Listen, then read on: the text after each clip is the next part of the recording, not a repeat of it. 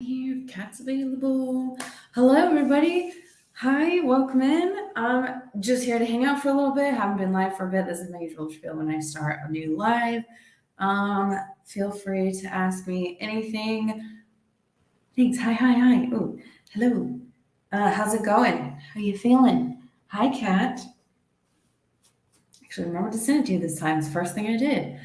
Um, in the office, so won't be too active. Totally okay. Thanks for hanging out anyway.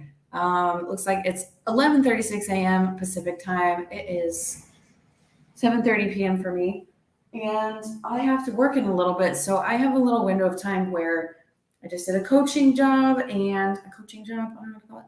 Coaching job, and in an hour I have an interpreting job. So I'm not gonna get my kid up and get ready and go back out on the street.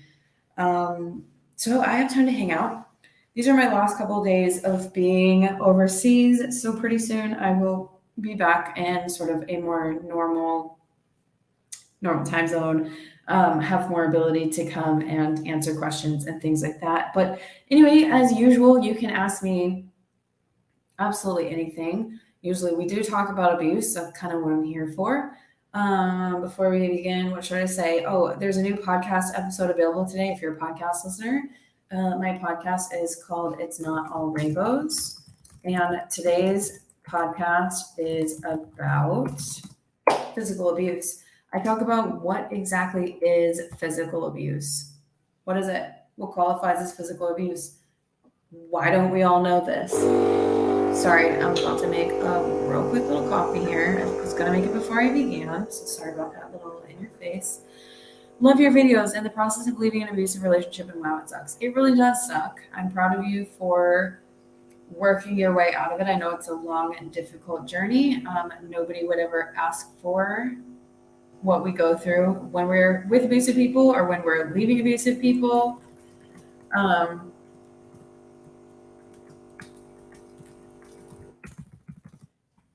you can do it. I missed your beautiful face. I missed yours too. Oh, I still can't see yours, but I can see your name, so that counts. It's weird being on this end and saying that. I missed yours too. Well, I can just see your name. So yeah. Let's see.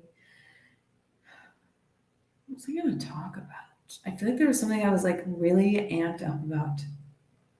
Let's see. I'll name a couple things. Lately, some things I've been thinking about talking about a lot lately are abuse when children are involved, something I'm very passionate about. Therapy, when it comes to therapy and doctors and, first responders, police, everyone not understanding abuse for what it is, coercive control for what it is. Um,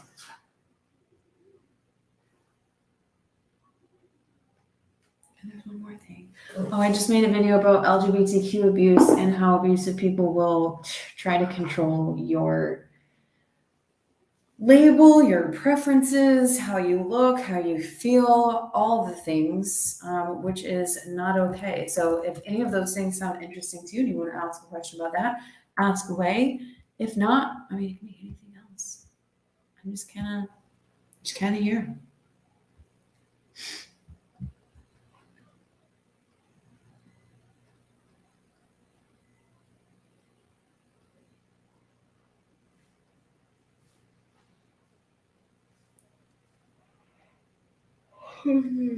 Sleep good tonight.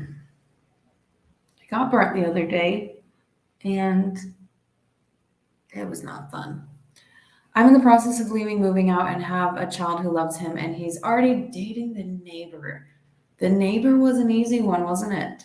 That's interesting. I've heard some interesting ones lately because, obviously, once you know anything about coercive control, you know that it's very common for them to have someone lined up very quickly. But lately, I've heard some interesting ones of people just grabbing whoever they can. So I'm sorry that that is your experience. It's one of those things that I always tell people. It's like shocked but not shocked because the behavior of these people, this group of whatever you want to call them, is so unfortunately similar. They can be very predictable and also unpredictable at times. Is the child his? by the way you wrote that, I'm thinking that maybe it is not his child. And how old is your child? Because if you don't know, if you're new here, my child unfortunately was involved with my abuser. We lived with them for 2.5 years, and my child was very small when I left. Still, luckily, he was 3, and has done very well with not being with him anymore. No, she's 13 and is super attached to him. 13. Yeah. Well, I mean, I don't have a 13-year-old, but I think the good thing about having a 13-year-old is that you can explain it to her. And the hard thing about having a 13-year-old is a lot of times they think they know a lot more than we do. And when I was 13, I was literally like the worst person on earth. I was like a horrible child. Or at least that's what I was sort of made to feel by the people who didn't know how to take care of me. Anyway, but if she is able to listen to you and you can explain the situation, she blames me for the breakup. She doesn't want the breakup to happen. She's probably been trained by him, which means, unfortunately, the best thing you can do, obviously, you know this, you're trying to get away from him, is to get her away from him, and try to get her.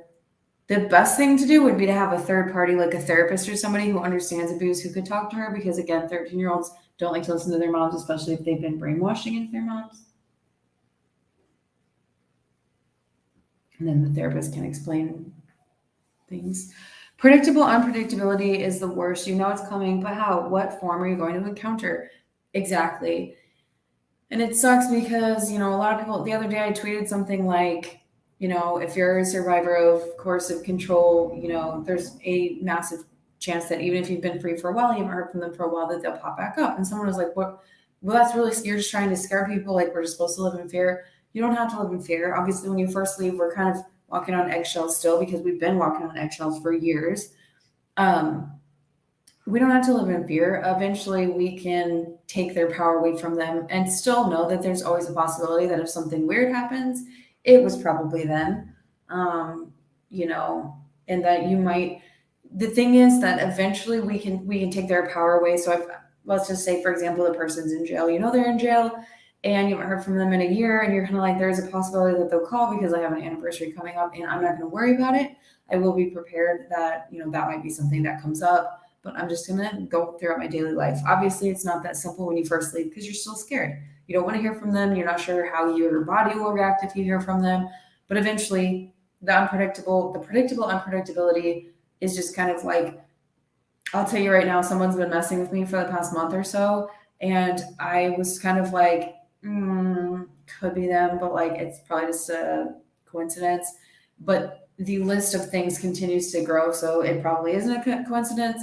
But they don't have any power over me because I've been doing my healing. So it's like, all right, well, you can do these things, but so I just expect I'll get another email saying someone's trying to hack into my accounts, or I'll get another call from someone saying that someone did XYZ at my house or whatever. And I'll just be like, all right, I don't know what you're trying to get at, but how long did it take you to leave? My mentally abusive relationship has become physical. Okay.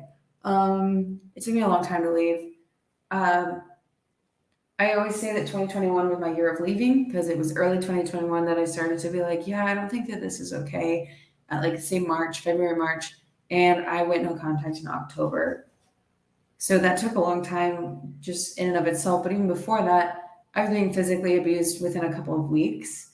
And the entire relationship was crap, even though, of course, there were quote unquote good times in the middle. So it took me a very long time to leave. And so I want you to know that this is normal for abusive relationships. It does take a long time to leave because you're scared. You don't know where you're going to go. They've trained you not to leave. They've prevented you from leaving, all the things. But I will say this, if you have been with someone for however long, but quite some time, and they have never been physically abusive, or maybe they have been, but you didn't understand it as physical abuse.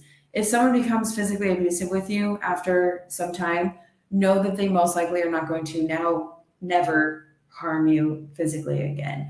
Most of the time, studies show that if someone is physically harming you, it's going to escalate. So keep that in mind. I'm not trying to scare you, but it becomes crucial to get away from someone once they are physically harming your body. Hey, welcome in.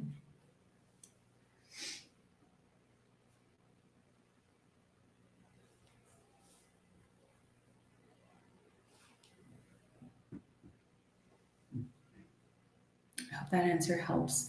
And again, I hope you don't feel like I'm just out here trying to scare you. I'm not here to like I think it's important for us to be aware. I think it's important to for like I have a podcast episode about post-separation abuse, and the whole time I'm like, it's important for us to know that these are the possibilities, that these things can happen, all of these things and more. I don't want you all to be like so afraid that you don't leave, but just to know that this is possible. We have to know again that 10 years from now that my abuser might reach out to me. We just have to know that these are a possibility. I find myself missing him, although he treated me so poorly. It's almost pathetic. Also completely normal. Depending how long it's been since you've been away, depending what you went through with that person, depending if the trauma bond's still kind of like hanging around in there, even if you are no contact, you're a human. It's not pathetic, although I do understand that it feels that way. You're like, this person has harmed me so much. Why do I even have an inkling of positive feelings toward them? But it's completely normal. I feel so stuck. I have 4 kids, 2 belong to him, and it just makes everything more complicated. It really does. It makes everything much more complicated when you are legally bound to somebody, whether that's through marriage or kids or both, because they do have, it's kind of like they have a leash around your neck and they don't want to take it off. But it is possible. If you don't follow Lisa Sunny, Stronger Than Before on TikTok, she is a great resource because she also has 2 children with her abuser, and she's no contact as far as I know, and she's a very powerful person, and she's living her best life right now. And so, I never want anyone to compare. I don't want you to compare yourself to me and my journey, to Lisa and her journey, because we're all different. We all are coming from different backgrounds, different trauma, different all the things. But she could be someone who really hopefully could inspire you to know that it is possible, even though, yes, obviously you have a couple added layers.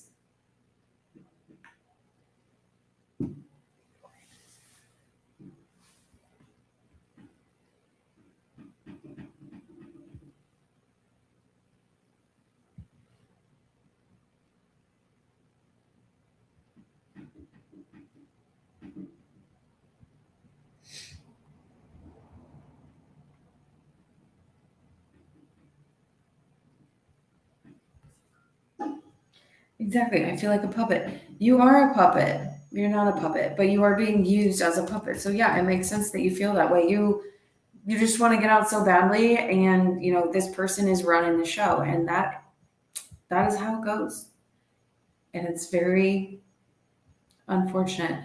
I hope you can get out. I know right now you're, like you said, you're wanting to, you're in the process of it. I don't know when's the next time I'll see you hanging around here, but I really do hope that it works out for you. Obviously, I hope that for everybody.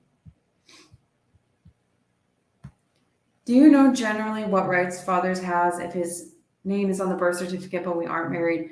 I do not. I'm sorry. I don't have a lot of awareness of that kind of thing. I know it also probably depends on the state. And most likely you will have to ask, I don't know, either Google like father's rights in your state, father's rights, Idaho, father's rights, Florida, something like that. And see if that says anything. And then if not, you might have to reach out to a lawyer.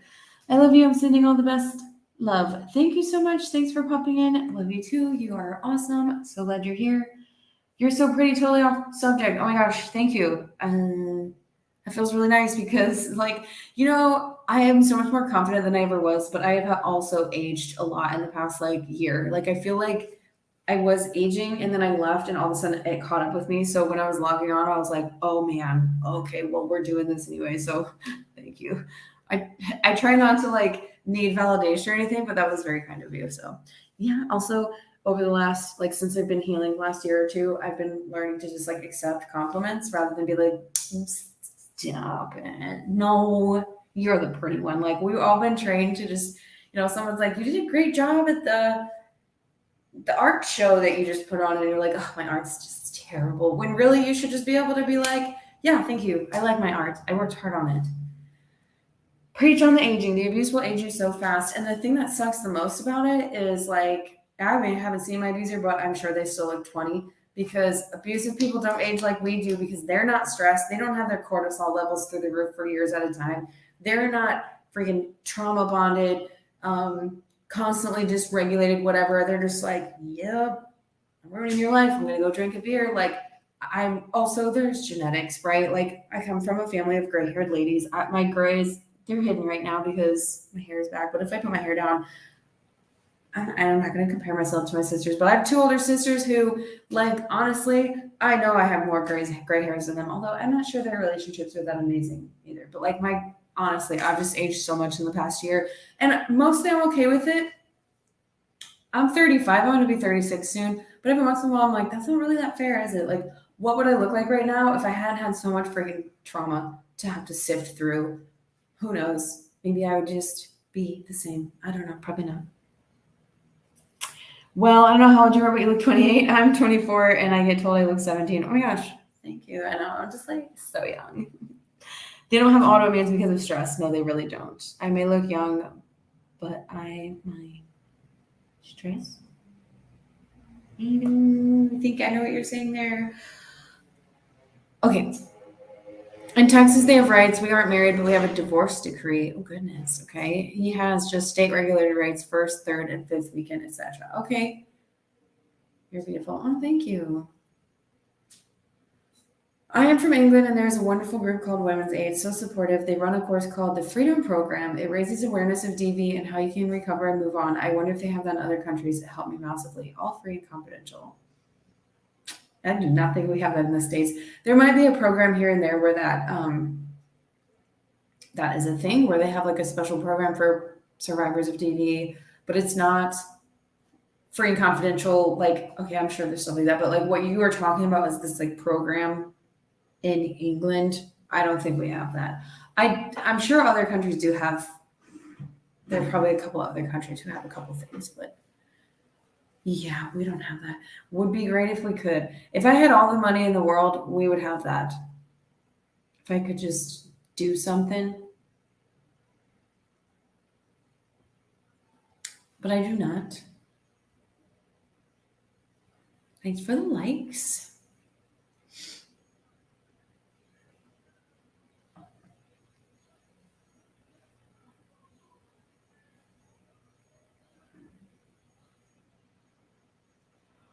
Okay. Goodness me.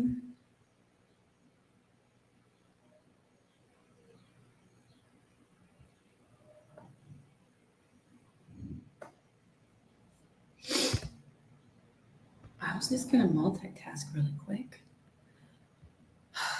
I really need a VA. I had a VA for a while. Since I'm traveling, I do not have a VA. I really need a VA, but I also am not going to have a VA. So that just means that the quality of all of my stuff is going to plummet because I just do what I can when I can, because I'm just one person and I do have a lot going on. But y'all are here and nobody has complained yet that my YouTube videos don't have covers anymore. I used to be really good about it, but now I'm like, you know what? YouTube videos up. The YouTube version of the podcast, I should say. If you don't know, I always put the podcast up on YouTube because I want it to be captioned for deaf folks, because I am a sign language interpreter, and podcast doesn't have that.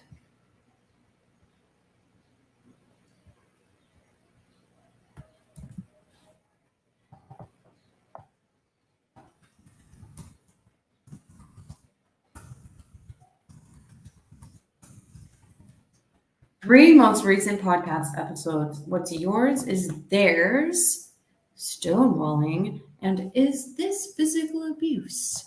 3 interesting topics. So I usually don't listen after I record. I don't listen to my podcast, and then the day that it publishes, I do listen to it. Like usually I'm like driving to work or something. I always work on Wednesdays when I'm at home, and I'm like, okay, cool. Like yeah, it was a fine episode or whatever. Just make sure there's like nothing weird in it. And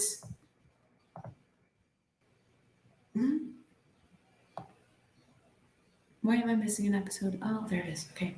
Oh, and is this attachment or abuse? Is another one. Is this attachment or abuse? Very important one. But anyway, the episode about physical abuse, it's rough. Like when I was listening to it, I was like, oh God. But like we have to know these things. We have to know what physical abuse is. Not just us, but everyone around us needs to know what physical abuse is. And unfortunately, they freaking don't. Which is why I was hopefully making that episode. It's really unfortunate the lack of understanding when it comes to all kinds of abuse, even physical abuse. Like you'd think physical abuse would be more obvious because it's the thing that we usually think about when it comes to abuse, but no, that is not the case. People do not know. I didn't know. When I was being abused, I did not understand that many of the things that were happening were physical abuse. So anyway, that's this week's episode. If you have it in you to listen, because that episode definitely had like a blanket trigger warning. It's like, hey, before you proceed, I will be talking about some difficult things. Hi, Lindsay, you are seriously amazing. Oh my goodness, hi, thank you so much. That is so kind of you. I appreciate that. Welcome in. I hope you're doing well.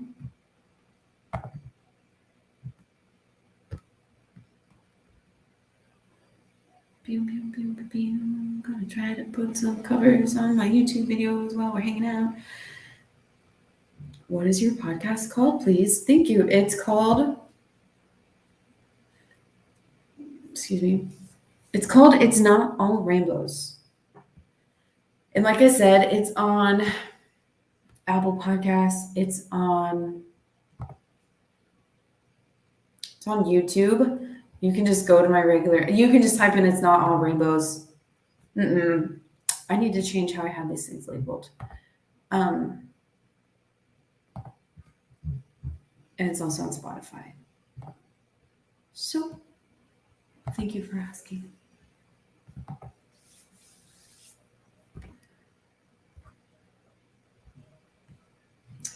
It's not all rainbows.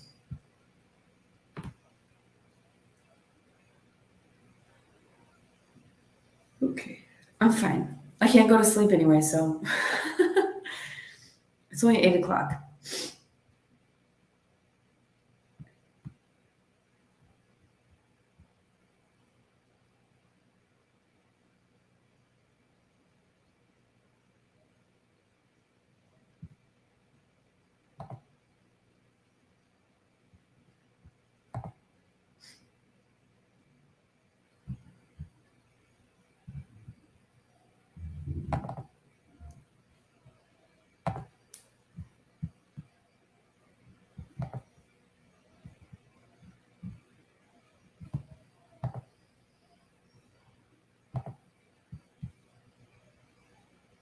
Okay, sorry. I'm not that good at multitasking, apparently.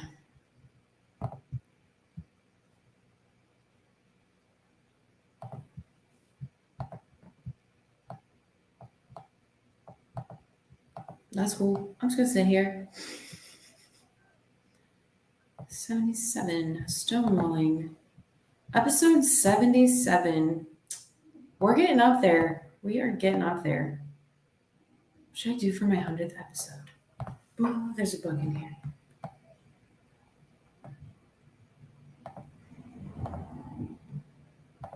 Who knows? I feel like it should be epic, but I don't know if it will be epic because I'm not that good at planning it. I'll just probably post and be like, oh, it's the 100th episode. Kind of hard to believe I've been doing this for that long. I mean, I only do one a week.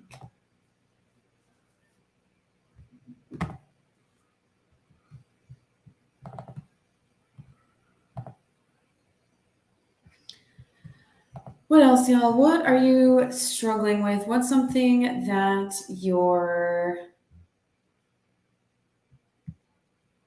you need to get through right now? So many episodes, I know, honestly. And the weird thing is, like, sometimes I'm like, how do I still have more to talk about?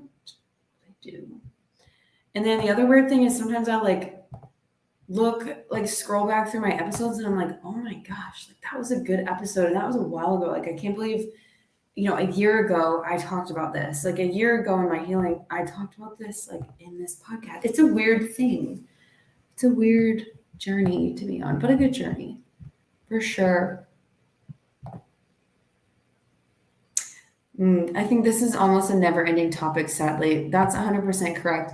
And being a coach, having sessions with people, I don't ever use people's specific stories or anything like that, but there might be something that I share, like an analogy, or they say something and it reminds me of something that I went through or whatever. And then there's always something else that you can come in and you can do macro and you can do micro. Like you can do gaslighting. Like I could do a podcast on gaslighting and give 14 different examples of gaslighting, and that's the 20-minute episode. And then the next week I could do one tiny form of gaslighting and talk about what it is and why and how it makes you feel and blah blah. Like there's so much, there's almost too much. Obviously, any of it is too much, but it's just, it can be so overwhelming because like you said, there's no end to it. There's always something more, and there's always, people don't understand what this is, and there's more to, try to educate on, and yeah. But we just do what we can. We just do what we can.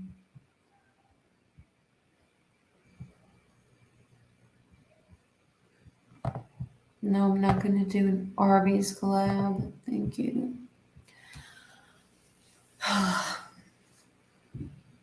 Covert financial abuse. That's a good one. That's the other thing. So, covert abuse, I would say most of my content, I do talk about covert abuse because I experienced mostly covert abuse. There might have been a couple things that it was like, that's abuse, but covert abuse is so sneaky. That's what's called covert. And it's so hard to spot. And it can be so varied because it's kind of tailored to the victim and their trauma. And then there's each kind of abuse, like financial abuse, sexual abuse, physical abuse, emotional abuse, each section of each of those things that can have examples of what the covertness of that looks like. I think the roller coaster of emotions is the toughest for me. Well, yeah, it's not a ride any of us want to be on. And for a while there, it's not something that we have control over. It's not until you are no contact, the person is removed from you, and you're on the road to healing without all the setbacks, that the roller coaster can calm down and you can get off the ride. I was wondering if you could possibly talk about covert financial abuse. Okay, so let's talk about financial abuse. Financial abuse, obviously, is like on the most obvious level is someone using your money without permission. They take your bank account, your credit cards, all that stuff, and they're using all your money, or even with your permission, but it's really not with your permission because you've been bullied into letting them use your money. If you're married, whatever, they bankrupt you. They just take all your money. So you're over here working, whatever. I'm trying to think macro and then we'll go micro.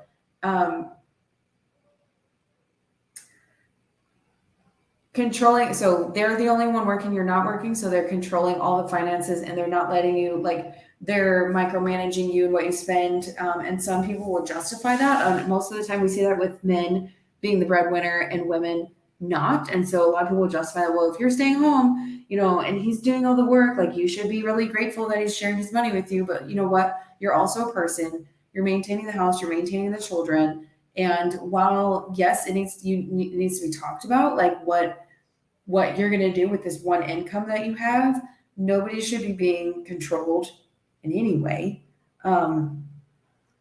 around something like that. It just makes you feel like you're not a human when someone is like, did you get Starbucks today? And you're like, I haven't had Starbucks in 3 months. But you're guilted for it. Some less obvious ones are one that I experienced was someone basically expecting you to pay for more than they're willing to pay for.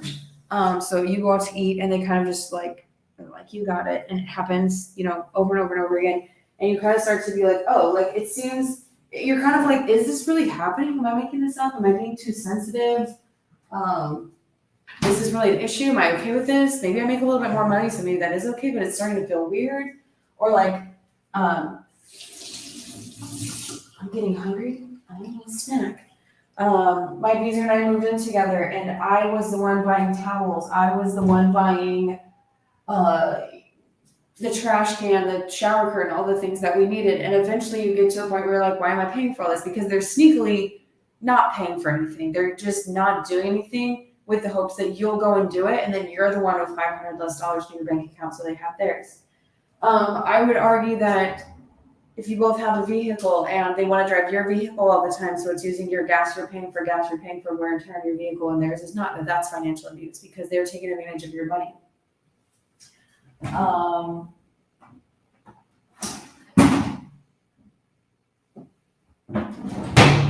Is there anything specific you have questions about in terms of financial abuse? I'm just trying to sort of like rattle some stuff off, but if you can't tell, I am not in my own kitchen. I don't know where anything is. So don't judge me. What about the flip side? I was the provider and there wasn't anything she couldn't have. So that can happen too. You can have someone who, like, obviously, maybe you're a very giving person or maybe you're not. And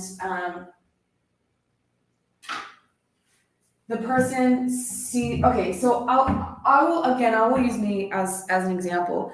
And I just got another example for Erin here. She made you feel bad for having money? Say more really quick before I answer this. Another example of financial abuse, which would be a little bit more covert, is guilting you. Okay, I'll just tell the story. I try not to tell that many specific stories about my abuser anymore, but we're going to do it.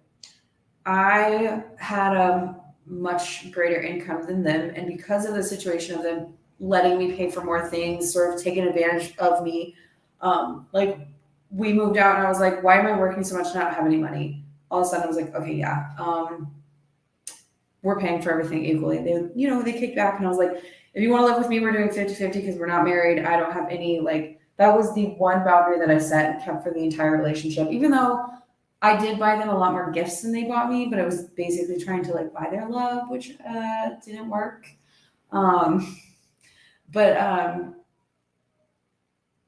Periodically throughout the relationship, so they would have a little hobby job and then they would lose it and then they would have to look for another one and they would say, why don't I just stay home and I'll take care of the kiddo and you can just pay for everything, right? And each time I would say no. And over and over and over again, what was happening was that they were testing whether they could just not have a job and not use any money that they had saved, and that all of a sudden I would take over and start paying for them for everything, which they wouldn't have been respectful about that. They would have been getting coffee all the time, buying really expensive groceries, ordering stuff online, doing all that stuff, because as soon as you're locked in and they're like, well, you just take care of me and I'll stay home, they're taking advantage of you. And of course, I'm not talking about someone who, you have a baby, you want to stay home with a baby, you talk about it, it's a healthy relationship, money is talked about, there's all kinds of stuff that's normal and healthy and maybe not perfect because you're still working out the kinks. But it's not that. So that's another example of someone who's constantly, the boundary is set, but they're constantly trying to check and see if maybe the boundary is going to be canceled at any given time. And that is true with any abusive person with any boundary. They're going to test you again and again and again to see if maybe the boundary all of a sudden isn't going to be there one day. Where are the freaking plates?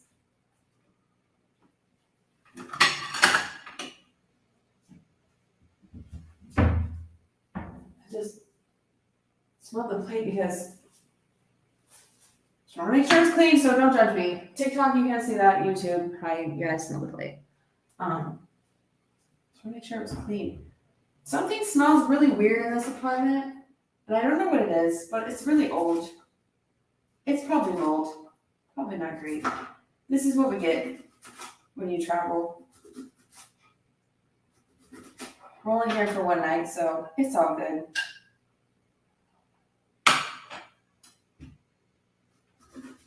I'm also cutting with like a steak knife and not like a produce knife thingy. I'm not called paring it, not paring knife. The knife that I would usually cut, so again, don't judge me.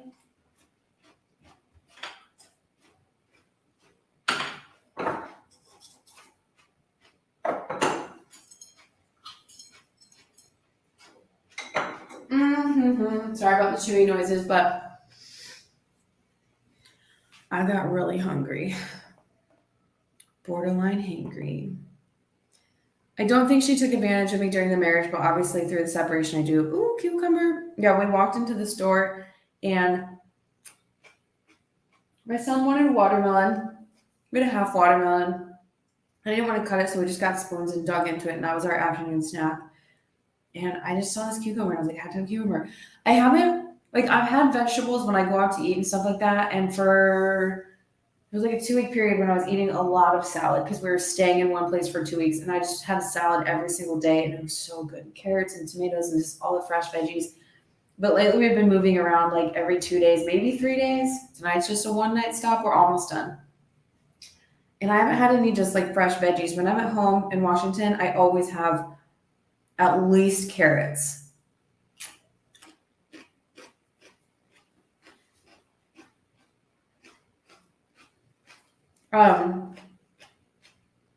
In terms of financial abuse during or after separation, it's very common. So if they haven't done that throughout the relationship, all of a sudden it's a way to punish you, or it's a way to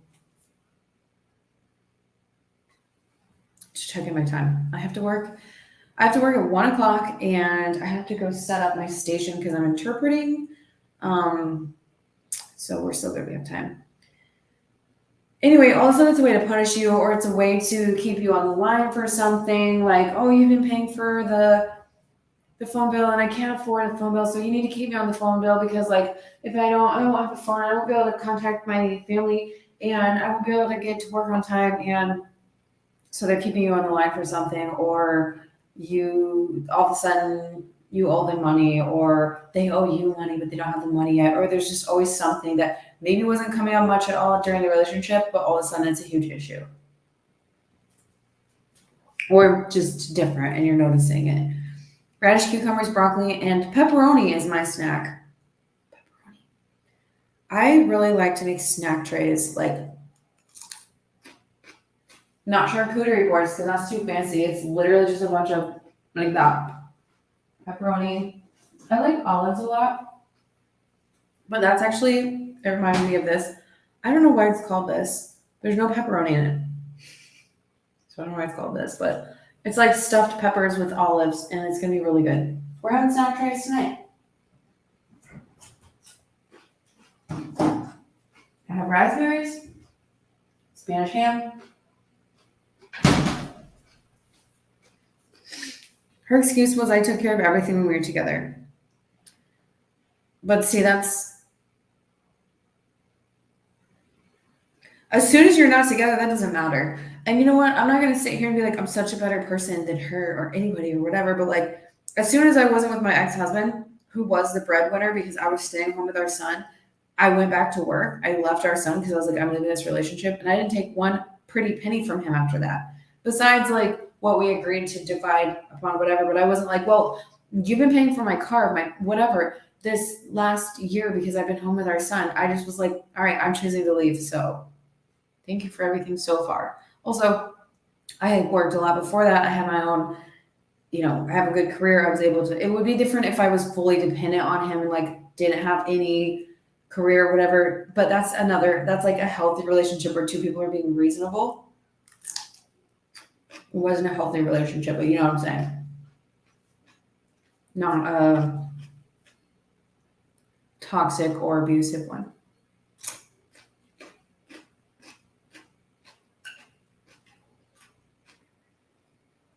Sorry about the crunching. I'm not gonna be sorry.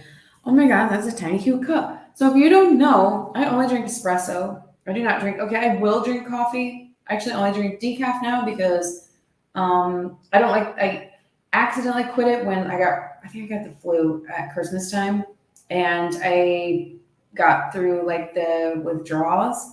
And I just was like, I don't want to do that again. And so now I only drink decaf. So I just drink this for fun. Doesn't do much, but I do it anyway. Decaf espresso. And so even at home, I pretty much only have tiny cups. I only have a couple of cups for like tea.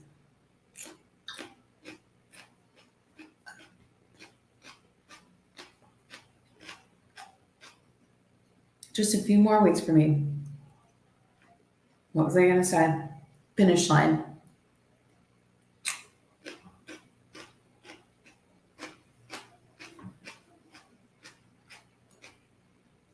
Erin, was that helpful? All the financial abuse stuff? I haven't done a podcast on financial abuse yet because, like I said, I'm one of the luckier ones in terms of financial abuse because for some reason that was the one boundary I set early on. If only it could have been about my son. Obviously, I can't go back and change it, but that was the one thing that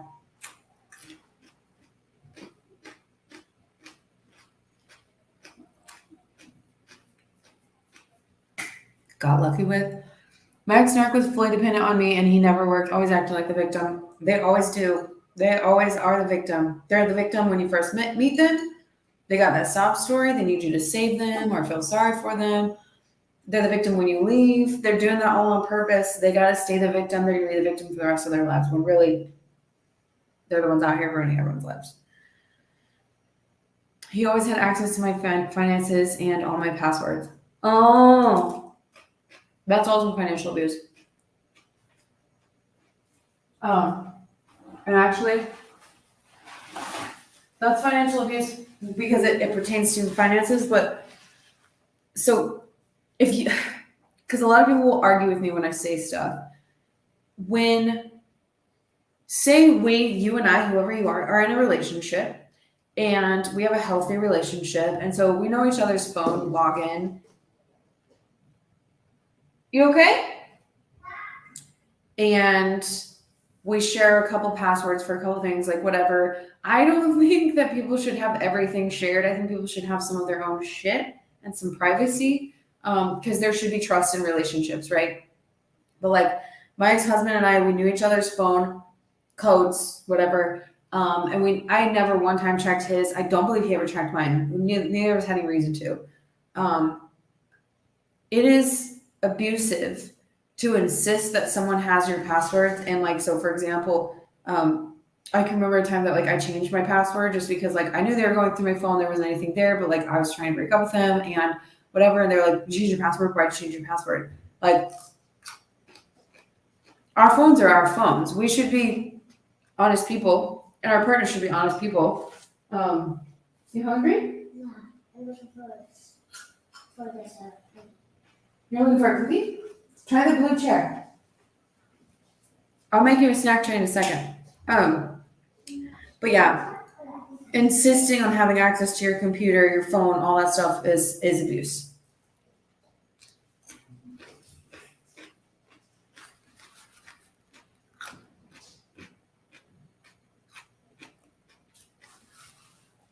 Max made me feel so inadequate that I'd work doubles and then come home after 16 hours to her laying in bed with another girl. Yeah, these people, I swear. I'm sorry you went through that.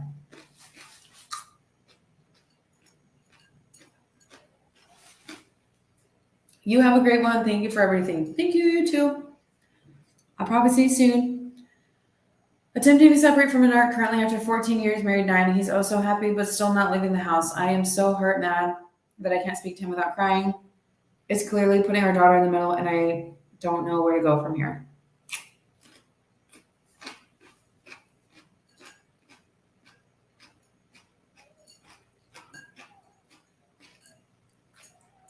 He's also happy but not leaving the house. That's very common. they will end a relationship, or you'll end the relationship and they won't go anywhere. A lot of time what happens is we have to be the ones to leave. Even if it's a massive hardship, there's small children involved, maybe you own the house, they're still not leaving. They are professional squatters. He won't leave unless he has someone else to live with, and can easily get there probably.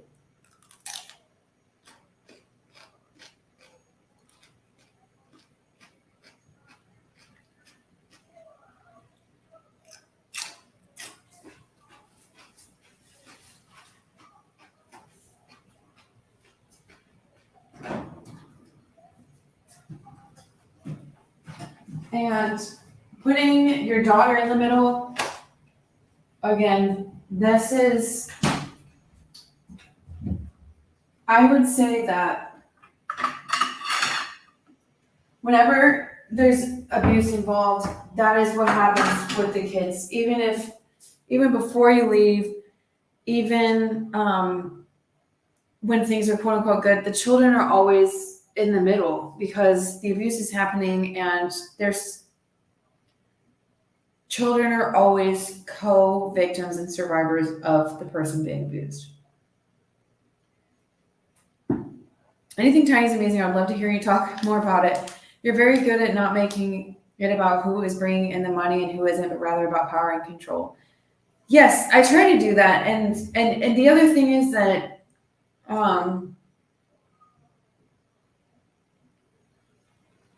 well, that's because there's so much variation in who the abuser can be and what they can do.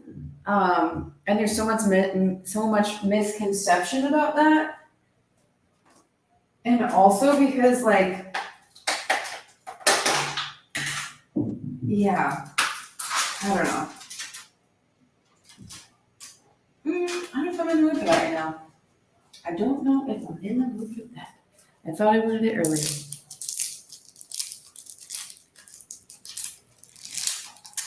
You'd love to hear me talk more about what? Specifically tiny things or financial abuse?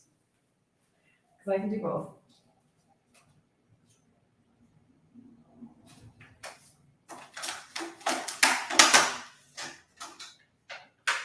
Now we got the raspberries. We got the raspberries out. It's so funny because on TikTok, I've been going live on TikTok a lot longer than I've been going live on Facebook and YouTube. And I feel like on TikTok, there's a lot more, like, people can do whatever they want. They can eat, they can make food, like, but people are just like hanging out, and we talk a lot. Like, usually when I'm just on TikTok, we like swerve a little bit and come back, or more so in the past. Right now, like, now I have separated my accounts. So there's the Lindsay Goodman, which is like me traveling and eating fruit, stuff like that. And this is all about abuse now. Whereas before it was like, oh, okay, I kind of want to talk about other things. But anyway, on Facebook and YouTube, usually when people go live on YouTube, they're not like, well, I don't know, I guess I'm only on abuse. Like, you know what? I'm not like other people. I used to follow, or I do follow some still, but like other content creators about abuse and stuff like that.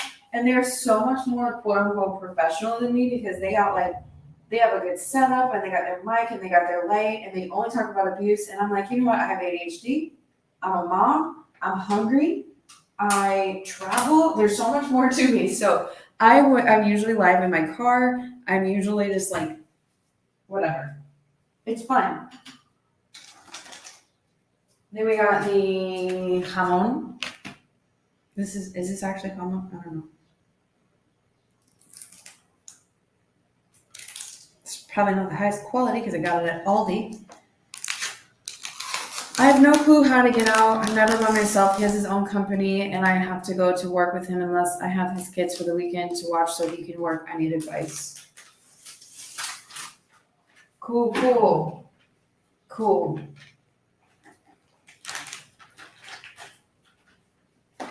I hate this the most, and don't feel bad for saying this. These are the ones I hate the most, where it is so clear that this person has you trapped on purpose. Like, he has done this so that you can't leave, which is why you're here asking for advice.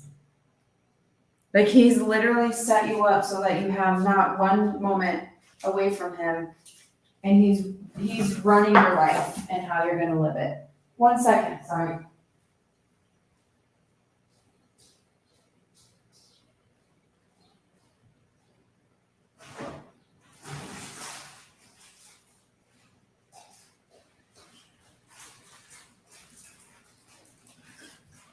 And that is not okay. So how do you get out? That's such a good question because it's not that easy for anybody, let alone when you're in that deep. I'm gonna go with my kid this little snack tray. Don't worry, I'll put more fruit on that inside.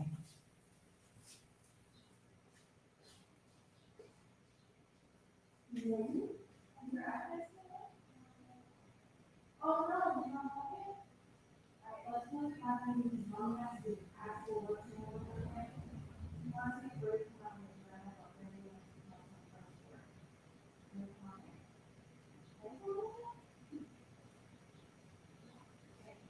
Here, I'm gonna put your snack right here. And you can have some more watermelon. You are a warrior. You're the cutest warrior I've ever seen. Okay, I'm gonna wrap this up in a couple minutes because my kiddo needs a break. He's been on the iPad because I was hanging out and working on stuff. And I have to work again. When I interpret, he can't interrupt me. When I do other things, he can interrupt me. So I have to entertain him. I'm going to entertain him for a little bit so that he's okay going back on the iPad for a little bit. Okay. Honestly, Chastity, I think that you should reach out to a DV shelter if you haven't already. Try to find something in your area. See if they have any advice for you because the only thing that I can think of to get you out when someone has full control over your finances and your schedule is to literally have someone help you, or is like you need like a, trying to say this without making you feel like you can't do it. Because if there's never any time that you're by yourself where you can just pack up and walk out the door,